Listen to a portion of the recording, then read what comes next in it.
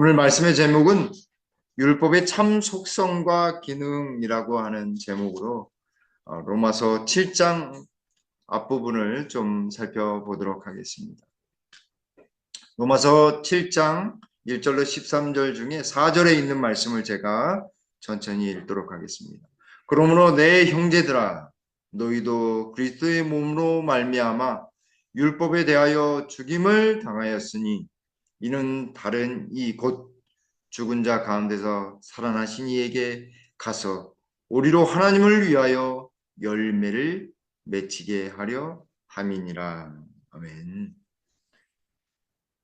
우리가 이렇게 평안하고 좀 근심걱정 다 있지만 그래도 이렇게 일상을 살아가는 평온한 삶을 다시 코로나19로부터 이렇게 찾으면서 다시 일상으로 되돌아와서 이렇게 살아가는 것 생각해 볼 때 사실 하나님의 섭리와 은혜가 아니면 이게 쉽지 않다라고 하는 것을 다시 한번 느끼게 됩니다. 우리가 살아가는 데 있어서 나라에서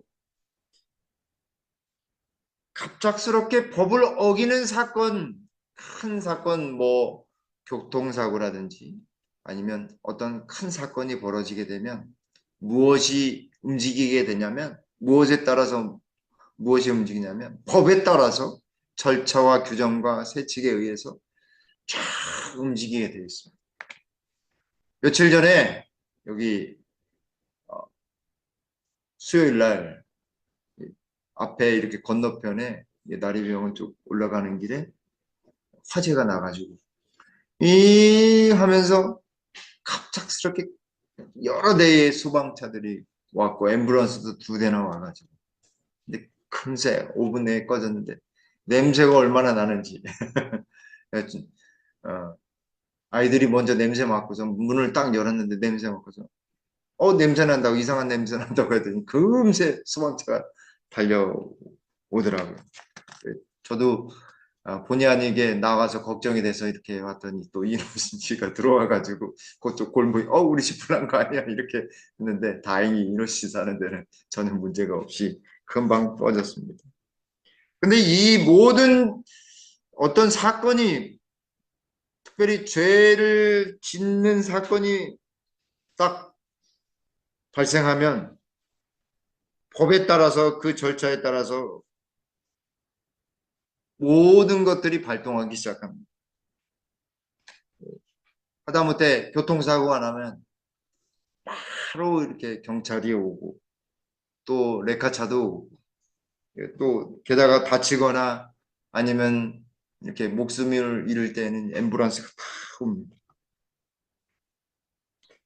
중요한 범죄를 저지르게 되면 어디로 가요?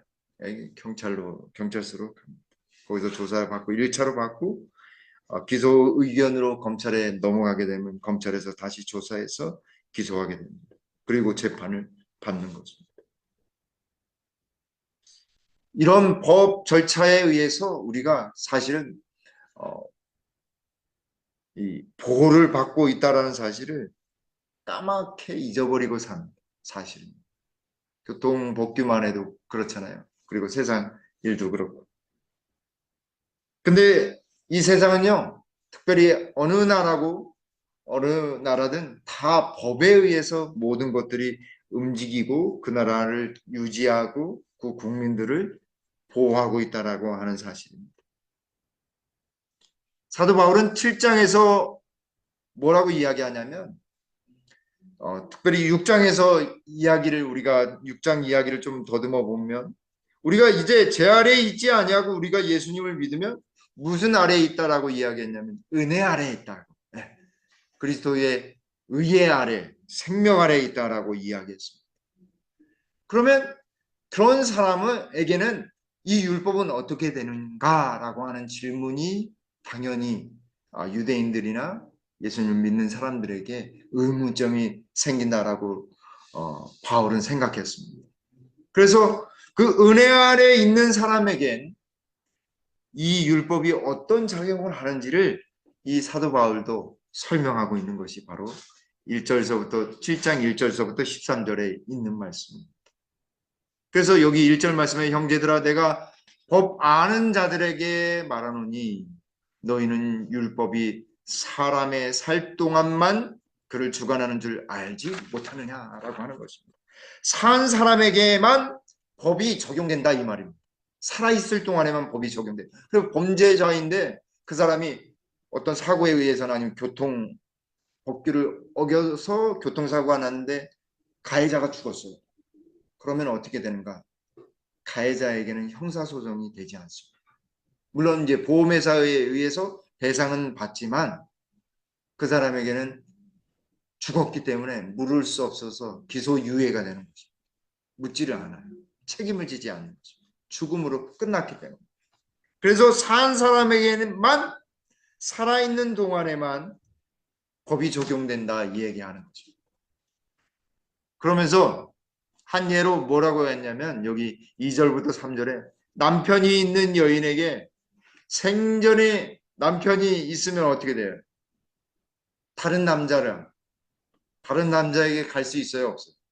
없잖아요. 가게 되면 죄를 범하게 되는 거기 때문에 그 남편의 법 아래서 벗어날 수가 없는데 남편이 죽으면 법 아래 죽음으로 인해서 그 관계가 완전히 없어지면 그 아내가 다시 여인이 다시 다른 남자에게 가도 아무런 죄악이 없다라고 하는 것입니다. 그래서 여기 3절에 그러나 만일 남편이 죽으면 그 법에서 자유롭게 되나니 다른 남자에게 갈지라도 음녀가 되지 아니하느니라라고 했습니다. 마치 우리가 예수님을 남편으로 이렇게 삼게 되었을 때 근데 그 전에 남편이 누구였냐면 죄라고 하는 사단이라고 하는 남편 아래에 있었어요. 죄 아래에 있었다 이 얘기를 그렇게 비유적으로 설명하고 있는 것입니다. 그러므로 우리가 예수님을 믿는다라고 하는 것은 단순히 어떤 그냥 일상의 살아감에 있어서 우리의 주도권이 나에게 있는 것이 아니라 누구에게 있는 것이냐면 사단에게 있든지 죄 아래에 있든지 아니면 단순하게 이야기하면 예수님에게 있든지 둘 중 하나인 것입니다. 죽음은 죽은 사람의 의무를 바꾸는 뿐만 아니라 죽은 사람과 계약을 맺은 언약을 맺은 생존한 사람의 의무도 바꿔놓는다. 그러므로 예수님을 믿는 사람은 이제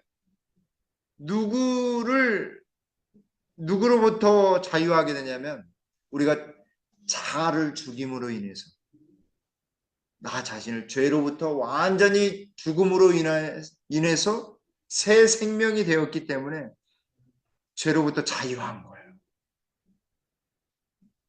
그래서 먼저 남편인 이 죄로 말미암아 죽음으로 말미암아 끝난 거예요. 근데 그 모든 과정들을 누가 이루셨어요? 어디에서? 예수님께서 십자가에서 모든 책임을 다 해결해 놓으셨어요. 법적인 태도를 다 책임을 다 하셨어요. 새 남편, 새 주인, 이제 종 노릇하지 않아도 되는 주인 노릇 할 수 있는 하나님의 자녀로 살 수 있는 그 남편을 맞이할 수 있게 예수님께서 십자가의 상에서 모든 것을 해결해 놓으셨다라고 하는 것입니다. 그래서 사도 바울이 갈라디아서 2장 20절에 뭐라고 했어요? 내가 그리스도와 함께 어디에서 죽었나니? 십자가에 죽었나니. 물리적으로는 보여지는 거는 저지만 예수님을 믿으면 어떻게 돼요? 옛사람 우리 죄로 말미암아 가득한 우리들 자아는요 십자가로 말미암아 죽는 거죠. 그래서 자유하게 돼요. 죄에 대해서 자유하게 돼요. 은혜 아래 있는 거예요. 예수님 아래 자유하게 되는 거예요. 자아가 굴복될 때만 승리가 보장이 되는 것입니다. 십자가에 자아가 죽을, 옛사람이 죽어야지만 승리가 보장이 돼요. 여기 가려 뽑은 기별 1권 116쪽에 극기와 자아 희생의 정신을 우리들의 모든 체험 가운데 엮어 넣어야 한다. 우리는 기도하고 또 정신을 차리고 기도하여 우리의 생애 가운데 모순된 일이 없도록 해야 한다. 우리가 자아희생이 되어야지만 새로운 나로, 새로운 남편, 예수님을 남편으로 맞이하게 되는 것입니다. 여기 같은 책 317쪽에는 자아를 극복해야만 한다. 하나님의 큰 거울을 바라봄으로 품성의 모든 결함을 찾아야 돼. 거울이 뭐예요? 거울이 뭐예요? 아, 네, 율법입니다.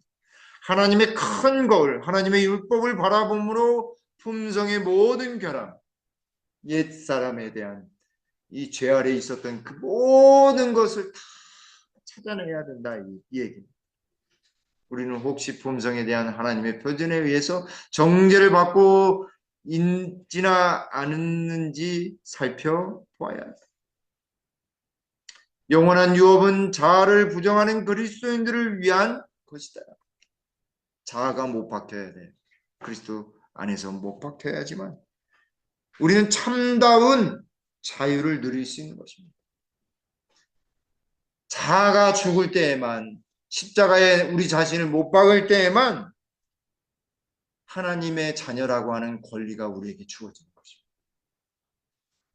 그때 비로소 온전한 자유를 만끽하게 되는 거예요.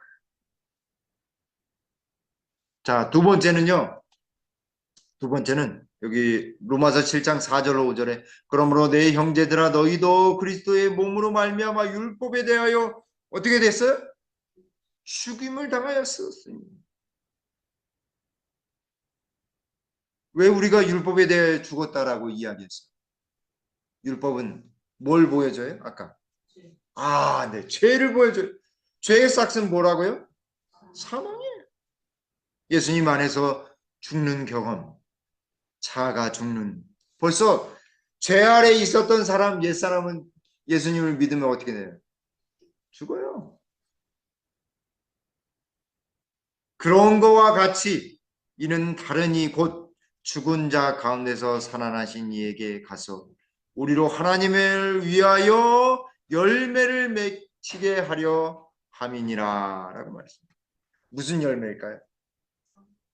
아, 성령의 열매, 품성의 열매, 생명의 열매를 맺게. 부활의 열매, 부활. 더 정확하게는 그 죽은 자 가운데서 살아나신 이라고 하는 말씀이 예수님이라고 안 하고 죽은 자 가운데서 살아나신 이라고 하였으니까요. 생명, 부활을 의미한다라고 할 수 있겠어요.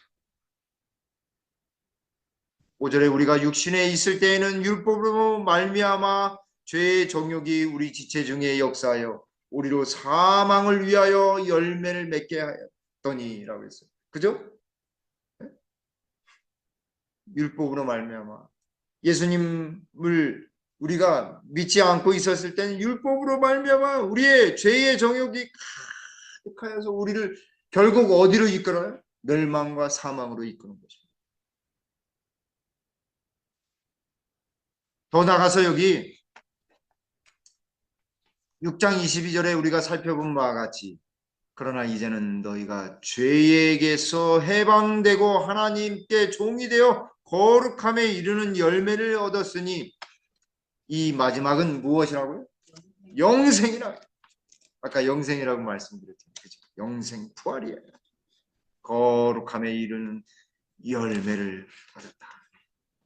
그래서 여기 로마서 7장 10절에 뭐라고 했냐면 그 영생 생명에 이르게 할 뭐라고 했냐면 그 계명이라고 이야기하고 있어요. 하나님께서 방법을 택하셨는데 유대인들은 그 방법이 하나님인 줄 알고 그걸 섬겼어요. 그걸 뭐라고 하냐면 율법주의라고 합니다. 예수님이 필요해요. 근데 율법 속에 누구를 담아놨는데요? 예수님을 담아놨는데 예수님은 쏙 빼놓고 안 꼽는 찐빵을 먹었어요. 생명력 있는 그 씨앗은 쏙 빼놓고선 껍데기만 먹었어요. 유대인들이. 그걸 저는 개인적으로 뭐라고 하냐면 하나님의 생명의 말씀 속에 있는 그리스도를 쏙 뺐기 때문에 그걸 신봉했기 때문에 저는 율법의 우상하라고 이야기하고 싶어요. 율법 자체를 자기의 신념을 우상화로 만들어 버렸어요. 그러니까 자기들이 믿고 따르는 그 신조 하나님의 법을 따른다라고 이야기했는데 따른 거야 안 따른 거야? 안 따른 거죠. 예수님을 쏙 빼놨기 때문에. 여기 그래서 증언복음 1권 101쪽에 이렇게 말씀하죠. 생애 가운데 나타나는 성령의 열매들은 그리스도를 믿는 믿음의 고백이다. 아무리 좋은 신념과 교리 속에 그걸 따른다 할지라도 누가 빠져 있으면요? 예수님이 빠져 있으면 예수님을 빠져 있으면 아무것도 아니고 아무것도 아니고 만일 우리가 그리스도를 위하여 모든 것을 버린다면 우리의 생애는 겸손하게 대화는 거룩하게 행동은 흠없게 될 것이다. 바로 이거. 우리의 기준은 바로 예수 그리스도인 거예요. 모든 것을 판단할 때 어떤 문제를 판단함에 있어서 모든 기준은 누구라고요? 예수님이에요. 예수. 그래서 예수님처럼 겸손하고 예수님처럼 아름다운 구별된 대화를 나누고 그리고 예수님처럼 흠없는 아름다운 사랑의 행동을 하게 되는 것입니다. 성령의 역사하는 강력하고 정결케 하는 진리의 영향력과 생애 가운데 예시된 그리스도의 품성은 그리스도를 믿는 믿음의 무엇이라고요? 고백이에요. 고백. 우리가 행동 하나 하는 거, 얼굴 하나 하는 거, 희생 하나 하는 거, 봉사하는 거. 그 모든 것들이 무엇이라고요? 예수님을 믿고 있다라고 하는 믿음의 무엇이라고요? 고백, 증거라고 하는 사실. 만일 영생의 말씀이 우리 마음속에 뿌려진다면 그 열매는 의와 평강이 될 것이다. 이 말씀이 얼마나 귀한지 모르겠습니다. 그래서 더 묵상하고 더 생각해 볼 필요가 있는 말씀이 아닌가 생각이 들었습니다. 이 말씀을 다른 쪽에서 이렇게 표현하고 있는 것을 볼 수 있어요. 만일 그들이 단순하기 때문에 오히려 명백하고 강력한 그분의 말씀을 무엇한다면요? 실천한다면. 생애 가운데 실천한다면. 그리스도인의 품성을 완성하는 일에 실패하지 않을 것이다. 그들은 진리를 통하여 성화될 것이요, 거룩하게 될 것이요, 진리를 겸손하게 순종함으로 무엇을 얻게 된다고요? 영생을 얻게.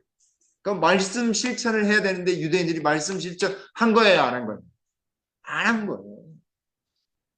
오히려 그 말씀으로 나는 이런 사람이야.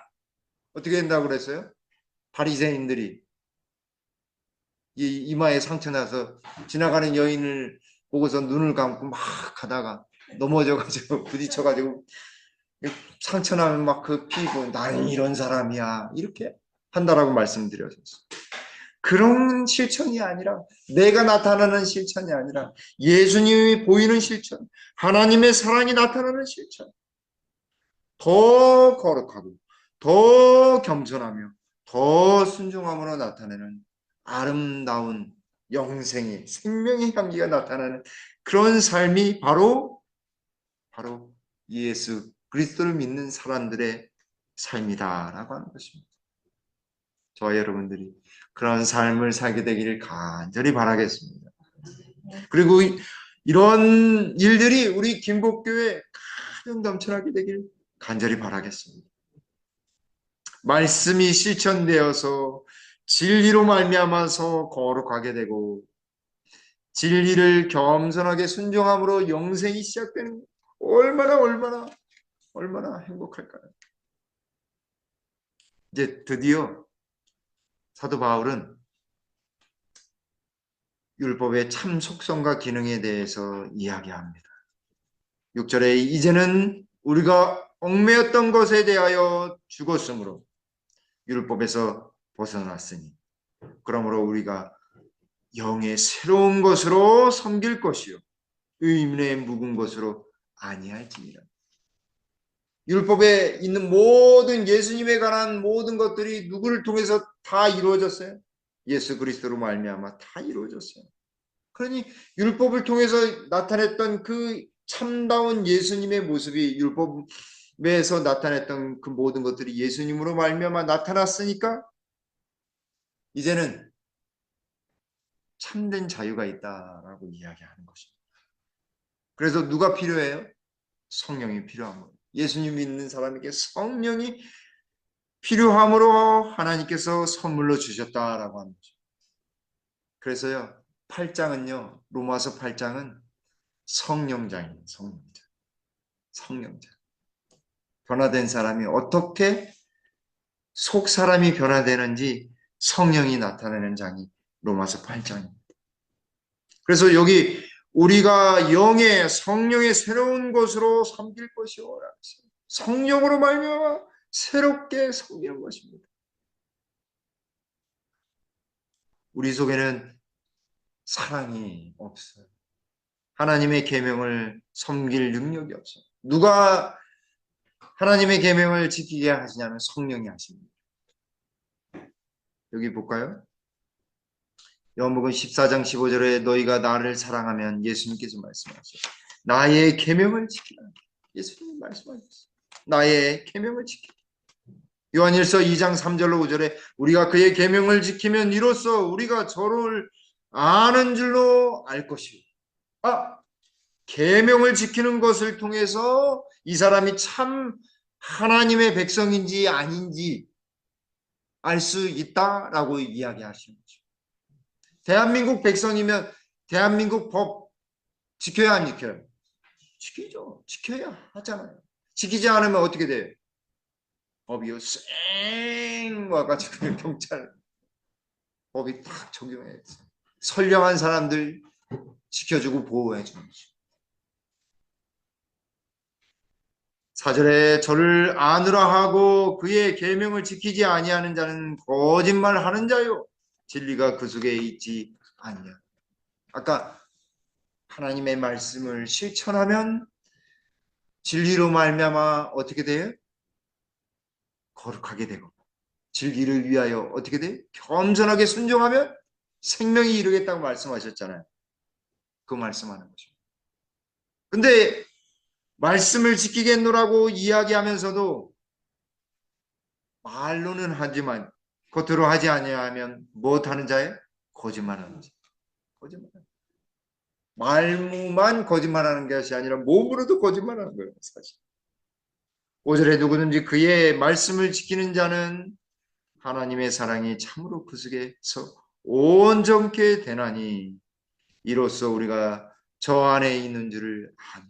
말씀을 지키는 자 안에 누구의 사랑이 있어요? 하나님의 사랑이. 하나님을 사랑하는 사람은 하나님의 말씀을 어떻게 지키게 되어 있어요.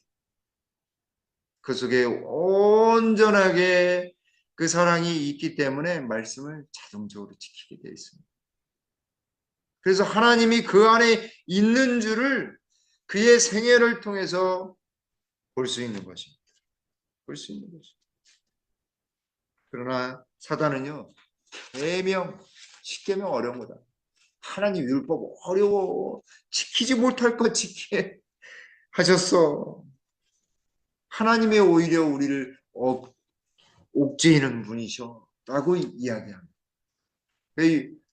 율법을 이게 번역하면서도 법률 이렇게 하면은 괜찮았을 텐데 거꾸로 돼 있어요. 율법 이렇게 하는 것도 사단이 그렇게 하지 않았을까 저는 생각이 들거든요.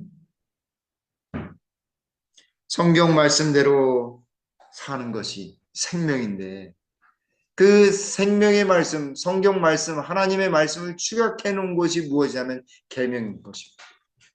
10가지로 축약해 놓으셨어요. 그게 뭐예요? 십계명. 근데 사단은요, 그게 무거운 것이라고 이야기해요. 혹은 변경되었다라고 해요. 그죠? 안식일이 변경된 것처럼 지키고 그렇게 믿고 살아가는 것입니다.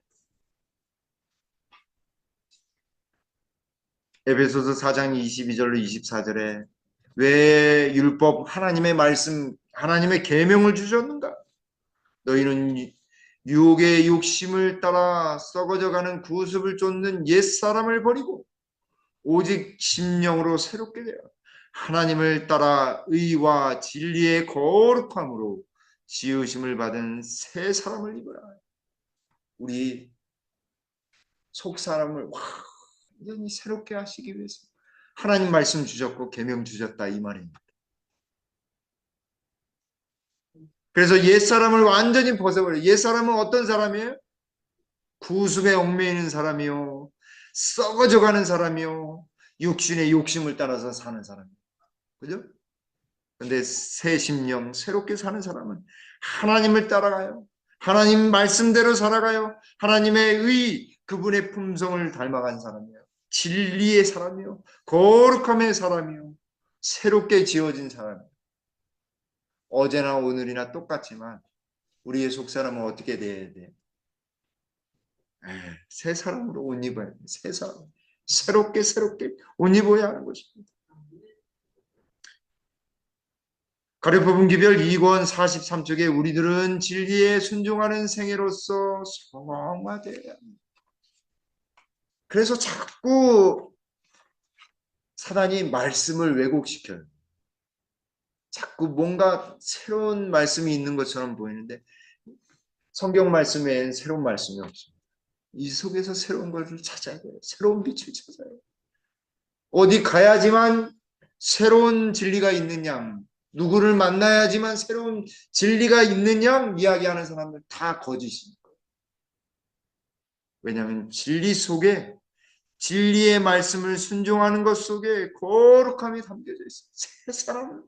왜냐하면 이 성경 말씀에 누가 계셔요? 네, 예수님이 계시기 때문에 예수님. 말씀으로 예수님을 만나는 우리 모두가 되어야 하겠습니다.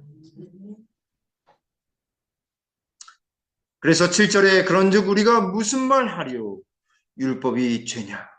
그럴 수 없느냐? 그럴 수 없느냐? 율법이 우리를 막 옥죄이니까 율법 자체가 죄냐? 이렇게 그렇게 생각하는 사람이 있는 것입니다. 마치 율법이 나쁜 것인 양 생각하는. 근데 법을 생각해 보면 법이 잘못된 법을 어기는 사람에게는 잘못된 것처럼 보이지만 선량한 사람에게는 법이 무거운 거예요, 가벼운 거예요. 가볍죠. 뭐 아무 지장이 없잖아요. 지키니까요. 너무나 자유한 것입니다. 율법으로 말미암지 않고는 내가 죄를 알지 못하였으니 곧 율법이 탐내지 말라 하지 아니하였더라면 내가 탐심을 알지 못하였으리라. 네, 맞아. 그쵸? 욕심, 아까 유혹의 욕심, 자신의 유혹의 욕심에 쓰러지지 않도록 하시기 위해 하나님이 율법을 주셨다 이 말입니다. 율법은 뭘 알게 한다고요? 죄를 알게 해요. 하나님 말씀을 읽다 보면요. 뜨끔뜨끔할 때가 얼마나 많습니까? 그렇죠? 다시 마음을 돌이키고 다시 우리의 행동을 돌이키고 다시 우리의 마음을 돌이키는 8절에는 이렇게 이야기합니다. 그러나 제가 저희를 타서 기회를 타서 계명으로 말미암아 내 속에서 각양 탐심을 이루었나니 이는 법이 없으면 죄가 죽은 것임이니라.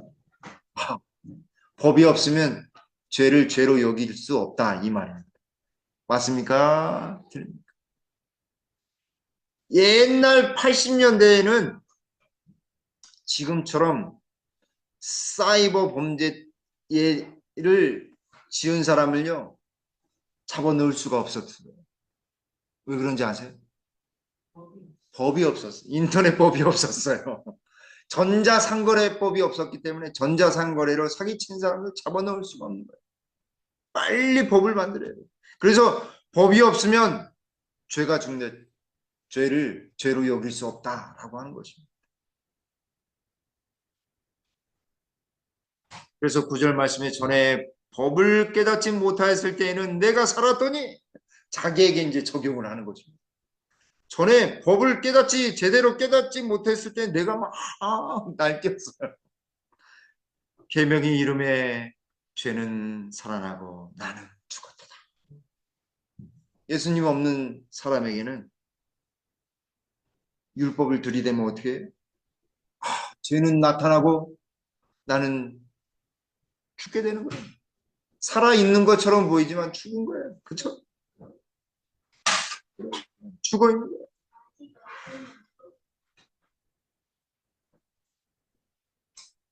여기 10절 말씀에 생명에 이르게 할 그 계명이 내게 대하여 도리어 사망에 이르게 하는 것이 되었도다.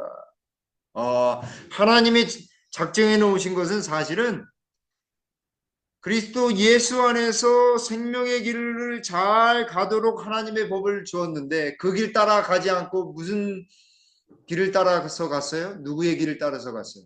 사탄의 길, 사망의 길을 따라서 가요. 그러고 보니까 예수님 길, 그 하나님이 제정해 놓으신 생명의 길을 계명에 잘 순종함으로. 그래서요, 두 가지 순종이 있습니다. 하나는 하나님께 대한 순종, 하나는요 사단과 사망에 대한 순종, 죄에 대한 순종. 둘 중에 하나밖에 우리는 선택할 수 없습니다. 그러므로 우리는 어디에 속해야 하겠습니까? 하나님의 말씀은 생명에 이르게 합니다. 십계명은 생명에 이르게 하는 거예요. 그래서 예수님께 부자복관이 찾아와서 예수님, 라비요, 제가 생명에 이르려면 영생을 얻으려면 어떻게 해야 합니까? 그러니까 뭐라고 하셨어요? 성경에 어떻게 쓰여 있더냐? 성경에요. 첫째 되는 계명은 하나님을 사랑하고 내 몸과 같이. 그리고 내 이웃을 두 번째는 내 이웃을 내 몸과 같이 사랑해. 네 말이 옳다. 가서 그걸 실천하라고 말씀하셨어요. 여기 시편 19편 7절로 9절에 여호와의 율법은 완전하여 영혼을 어떻게 해요? 소성케 새롭게 소성케.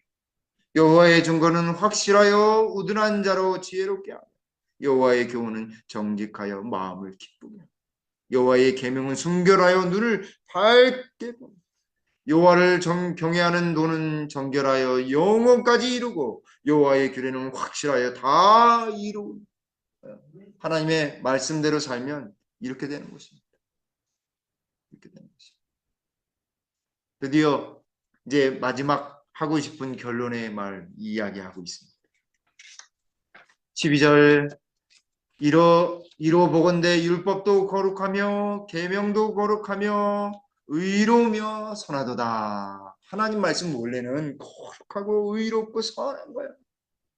그런즉 선한 것이 내게 사망이 되었느냐 그럴 수 없는 오직 죄가 죄로 드러나기 위하여 선한 그것으로 말미암아 나를 죽게 만들었으니 이는 계명으로 말미암아 죄로 심히 죄되게 하려 합니다.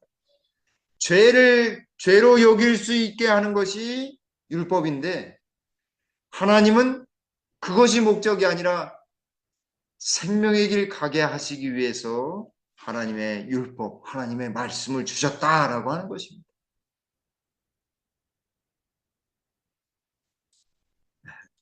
그러므로 우리가 하나님의 말씀 율법을 하나님의 계명을 어떻게 해야 할까요?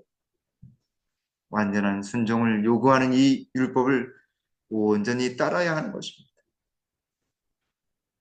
여기 붉은 글씨 한번 볼까요? 율법의 요구에 대한 가장 작은 이탈 행위라 할지라도 무시하거나 고의적인 범죄를 하는 것은 죄이며 모든 죄는 죄인으로 하나님의 진노를 받게 한다.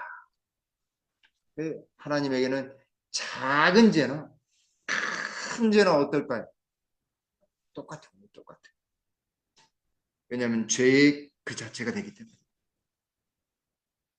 그러나 염려하지 마십시오. 순종하는 자에게 여기 맨 마지막 문장입니다. 그 율법에 대한 순종은 히브리인들에게 한 것처럼 오늘날에도 개인들과 국가에게 놀라운 무엇을 가져다 줄 것이라고요? 축복을 가져다 줄 것이다. 축복을 가져다.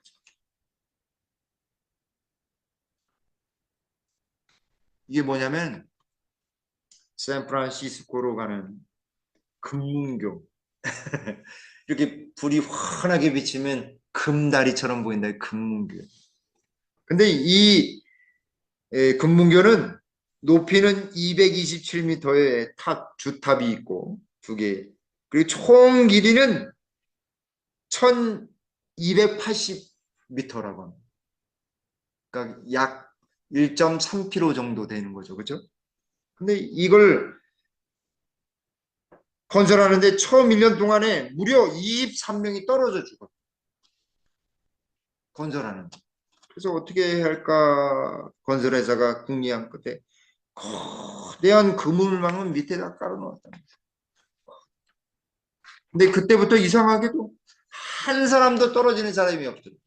다치는 사람도 없고 떨어지는 사람도 없고. 오히려 더 중요한 것은 이 그물망을 딱 쳐놓으니까요. 20%나 빨리 건설이 되더랍니다. 떨어져서 죽지도 않고 작업 능률이 떨어져 죽을 염려가 없으니까 작업 능률도 올라가는 것입니다. 생명의 위협 앞에서 움츠리는 인간의 본성이 나타나는 것이죠. 어떤 장치 하나에 의해서 사람들이 떨어져 죽기도 하고 그렇지 않기도 하는 것입니다. 사랑하는 성도 여러분, 우리를 하나님이 보호하실까요? 네, 보호하시러 예수님이 오셨어요. 보호하실 것이 아니라 새 생명 주시기 위해 이 땅에 오신 것입니다. 누구든지 예수님만 믿으면 이 땅에 실족해 하는 많은 것들에도 불구하고 우리를 보호하시고 인도하셔서 온전히 지켜주심으로 영생하도록 하는 은사를 주셨음을 우리가 감사해야 하겠습니다.